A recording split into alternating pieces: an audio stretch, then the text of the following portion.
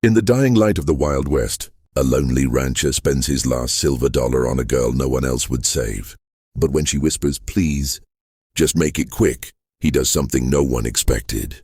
What begins as a deal born of desperation turns into a night of quiet redemption, buried pain, and a decision that will haunt them both by sunrise. Every look hides a past. Every silence hides a story. And before the dawn breaks, one man must choose to be the monster he's become, or the man he once was.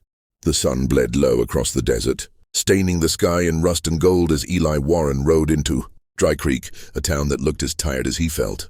His horse's hooves echoed against the hollow wooden boards of the main street, where only the wind bothered to move anymore. The saloon doors creaked. A dog barked somewhere behind an abandoned cart, and a broken sign swung with a slow, mournful groan. Eli dismounted and tied his horse beside the only building still lit, a narrow place called Miss Lila's boarding house. The windows glowed faintly through dusty curtains, and laughter seeped from behind the walls, sharp and forced. He pushed the door open. The smell of whiskey, cheap perfume, and despair rolled over him. A woman with painted lips and dead eyes leaned behind the counter. "What do you want, cowboy?" she asked, her voice flat with exhaustion. Eli reached into his coat, pulled out a single silver dollar, and set it on the counter. It clinked softly, the sound small and lonely in the heavy air. "That's all I got," he said. The woman stared at him for a long second, then nodded toward the corner. There, half hidden in shadow, sat a girl no older than 20, her dress torn at the hem, her hair tangled. She didn't lift her head when the madam spoke.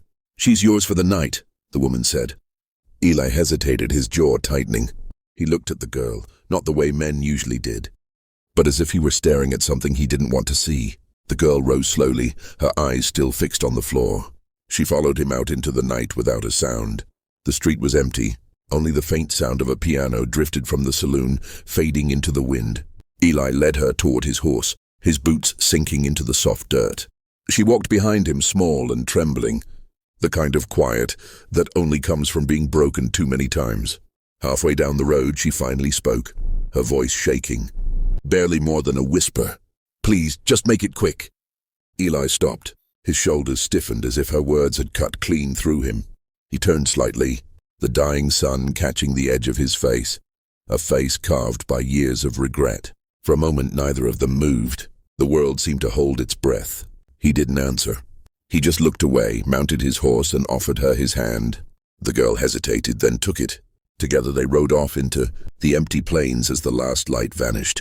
Behind them, two lost souls, heading toward something neither of them yet understood. The cabin was small and silent, built from old cedar that creaked when the wind brushed past. The only light came from a single oil lamp on the table, its flame swaying with each sigh of the storm outside. Rain tapped against the window, slow, uncertain, like it too was afraid to enter.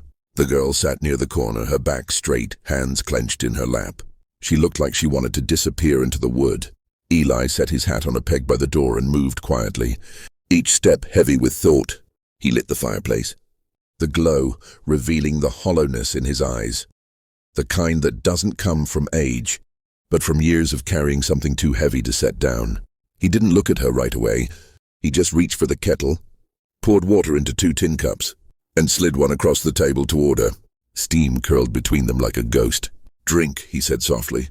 She hesitated, watching him as if waiting for the real moment to begin. The moment she'd been sold for. When he didn't move closer, she blinked, uncertain. "I didn't bring you here for that," he said, voice rough as gravel. Her fingers trembled around the cup.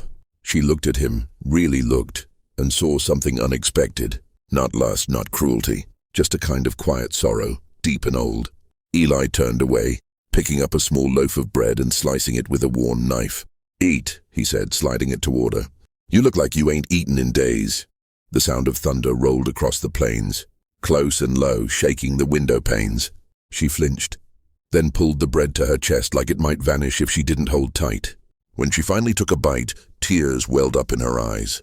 Eli sat down across from her, elbows on the table, staring at the flicker of the lamp. "What's your name?" he asked. She hesitated. "Clara," she whispered. He nodded. "Clara." The name sounded fragile in his mouth, like a prayer said too late. For a long moment there was only the sound of rain and fire. Then Eli spoke again, his voice lower now, almost to himself. "My wife used to say the sky cries for the lost ones." Clara looked up, her voice barely audible. "Then it must cry every night." He met her eyes, the first real connection either of them had felt in a long time. Something passed between them then, something wordless and human. The lamp flickered, casting soft light across the cabin, and in that light, Eli's face softened, not from love, not yet, but from recognition. She finished her bread slowly, and when she finally looked at him again, her fear had dulled, replaced by something like trust. He nodded toward the small bed in the corner. "You can sleep there. I'll take the chair." Clara opened her mouth to protest, but he was already turning toward the window, watching the storm fade into the night. She laid down without another word. The old chair creaked under his weight as he sat, eyes still fixed on the dark horizon. Outside, the thunder moved farther away. Inside, for the first time in years, the silence didn't feel so empty. Morning came slow over the plains, a pale light spilling across the horizon, soft and golden. The storm had passed, leaving the air cool and clean, the smell of wet earth rising from the ground. Inside the cabin, the last embers of the fire glowed faintly, and Eli sat in his chair, still awake. He hadn't slept. He'd just watched the night fade into dawn, listening to the girl breathe softly from the bed. When she stirred, the sound was light, like the rustle of wind through grass. Clara sat up, brushing her tangled hair from her face, blinking at the sunlight leaking through the window. For a moment she looked almost peaceful, until she remembered where she was. Her shoulders tensed again, but the look on Eli's face stopped her. He wasn't the same man who had walked into Dry Creek the night before. He stood slowly and reached for a worn saddlebag hanging by the door. Without a word, he began filling it, a small pouch of coins, some bread, dried jerky, and a folded map. His movements were quiet, deliberate, like a man setting something right that had been wrong too long. Clara watched him, her voice soft. "What are you doing?" "Getting you out of here," he said. "You head north. There's a train station in Red Hollow. Once you're there, nobody'll ask questions." She frowned, confused, her voice barely a whisper. Why are you helping me?" Eli paused, his hand resting on the saddlebag strap. He didn't look at her right away. When he finally did, his eyes were heavy and not just tired, but filled with something deeper, like old grief that had learned how to live quietly inside him. "Because someone should have helped my wife," he said. "And didn't." The words hung in the air. Clara's lips parted, but no sound came out. She looked down, her eyes glistening. "What happened to her?" Eli walked to the door and pushed it open. The morning light spilled across the floor, golden and sharp.